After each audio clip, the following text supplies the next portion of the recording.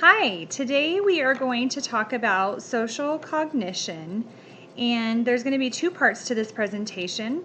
The first part is going to be about the web-based cognition, and then the second part we're going to move into different cultures.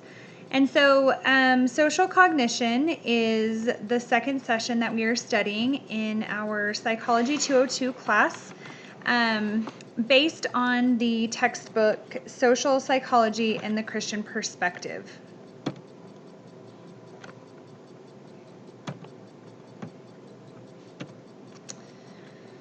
So social cognition is important. It is a subgroup of social psychology that focuses specifically on the human process, how they process, store, and then apply information about others and in social situations. So the web-based social cognition is exactly what we just said that social cognition is, except this is based on how we are affected with the rise in the cyber usage here in the United States and around the world. So the two that I thought of, because I have used both of them, is obviously there are dating websites and such as that, but I have not used those, is Facebook and Instagram. Those are the two social media outlets that I personally have used. And so we are going to look at how our social cognition is affected by cyber usage. And one of the things that the book discusses is how they put people in a room and then had them do a face-to-face interaction and then allowed them to get onto somebody's Facebook. And it reminded me of so many times that if somebody says or mentions somebody's name, one of the first things people ask for is their Facebook name or their Instagram name.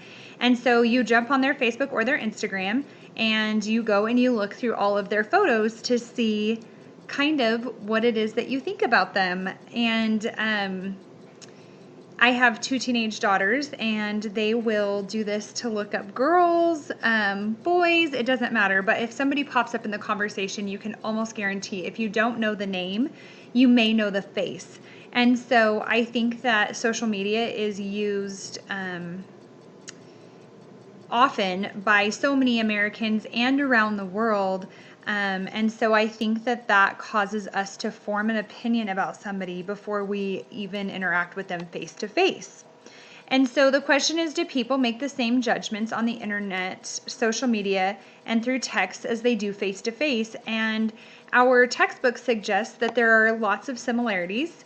And I also believe that me personally, I am guilty of this, that I have made assumptions about people based on their Facebook page or their Instagram page, photos that they've posted, maybe how they're dressed, the language that they have used on social media, and how what type of people they are based just on that alone.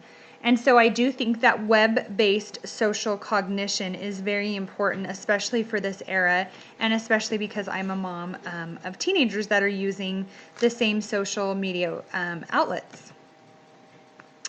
So cultural differences that drive social cognition. We watched a TED Talk this week, and it was Julian was speaking on the culture versus the Norwegian culture and where he comes from originally in the French-speaking Canadian part of the country.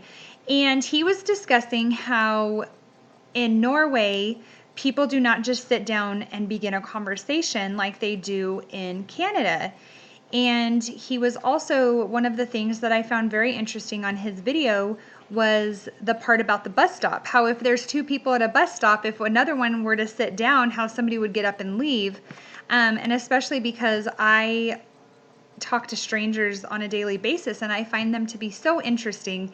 And so I wonder if maybe I shouldn't visit Norway. I'm not too sure. I'll have to think about that one. I am from Farmington, New Mexico.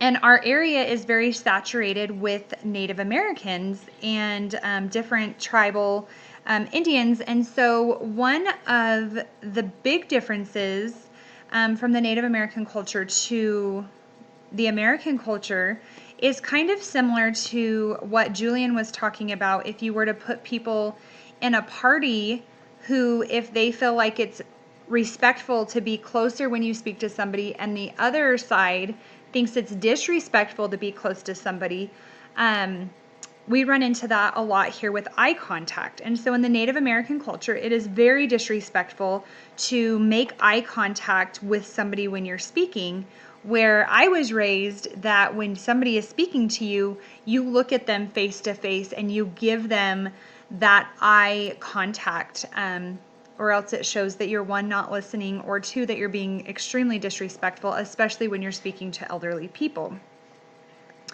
Another big difference in the Native American culture and between us is that when you have a baby and it snows for the first time, which some years we have snow, sometimes we don't. If it snows and it's the baby's first snow, you go outside and you unwrap them and you roll them in the snow. And so to me, as a mom, I would never dream of taking my child out in the snow without it being bundled up. But in the Native American culture, that is something that they do to introduce them to the different elements that they're going to experience. For me, it's one of the most disturbing differences, but to them, it is a respect for their culture, is that when they have a baby, they either will send the placenta off to be put into a capsule so that they can ingest their placenta, or they actually will take it home and they will bury it, and it is like that baby is becoming one with the earth again. And so those are some differences that I was reminded of when Julian was speaking on his TED Talk. So obviously there's cultural variations amongst all cultures. I don't think that there's any culture that is exactly the same, which is one of the things that makes it so beautiful. In our book, she discussed the Japanese culture, looking at failure versus successes, and how in the Japanese culture they disregard their successes but focus more on their failures to become better, where in the American culture, obviously, we don't usually do that. And then in Kenya versus the United States, we have lots of people in our area who travel to Kenya often. And one of the things that they have said when they return is just how grateful the Kenyans are when they come with Bibles, and how I lead a Bible study group, and I spoke about this in my last paper, that oftentimes we don't even get our Bible out to study. We get on our phones, or we find other ways to study without even opening the Word of God. So I chose the Chinese culture to compare to the American culture, and there were lots of different variations, but socially the Chinese have a hierarchy, and the rich and the poor do not interact. And so if you're rich, you hang out with the rich people, and if you're poor, you hang out with the poor people, and you just don't cross those boundaries. Whereas in the United States, I don't think that that is something that is really looked upon. I would say that we're middle class, and I have friends who are very wealthy, and I have friends who would be considered lower class. With conflict, I thought this was the most interesting one. In China, it is thought to be very rude to speak truth. And I don't know how many times people say, like, I'm speaking the truth to you. And even though if it comes across very rude, we have no problem speaking our minds or speaking our opinions about certain things. And especially right now, obviously with the politics, liberal versus conservative, abortion versus life, which is one of the things I'm the most passionate about, and then Christian versus atheism. I think on both sides, and even Christians can sometimes be the worst about speaking their truth with absolutely no love or respect. And then respect for the elderly. This is one of the ones I wish that America would grasp a hold on more tightly, and that we would adopt it as a habit here, and that the older people get, the more respected they become. Public reputation in China is very important. At the end of this one, I put drunk posting, which goes back to the web-based cognition, because now it is no longer what did I do last night, it is what did I post last night. And so when I'm speaking to kids, that's one of the things that we talk about is social media, and how you cannot be too careful about what you're posting, but oftentimes our reputation will change from day to day based on the things that we're posting and the people that we're hanging out with. Humility in the Chinese culture, successes are downplayed, whereas in America, we will post about our successes, but we don't tell anybody our failures. Again, I think social media is the perfect depiction of that. If you get onto somebody's social media, oftentimes their life looks perfect and flawless, and they post the best about everything, yet we are bad about posting about struggles. So we'll share everything as long as it's really good.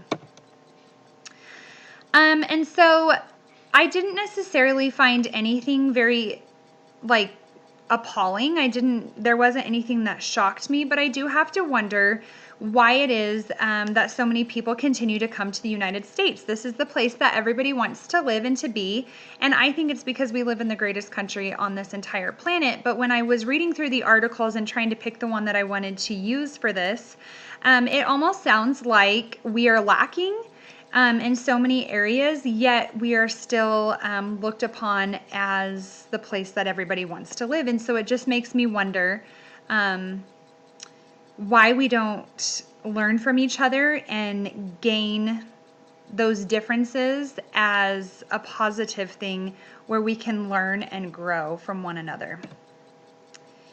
And then my perception of the Chinese culture did not change, but I am fascinated to learn more. I think people are the most fascinating thing. I think every single person has a story that they want to tell, and sometimes they don't ever get the chance to. And so I am intrigued, and I hope that one day, this class is actually in 2 weeks, just this book I find so fascinating, and I hope that at some point I have the opportunity to maybe dabble into social psychology as part of what it is that God will open the door for me to do later on in life.